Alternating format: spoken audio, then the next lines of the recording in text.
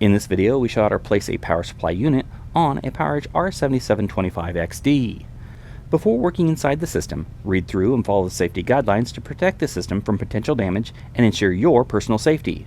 For more information about safety guidelines, see the service manual at dell.com/support. To remove power supply, press the release latch and pull out and slide it all the way out of the system. To install a power supply, align it with the system, slide it all the way in until fully seated. For more information about the PowerEdge R7725XD, visit dell.com/support.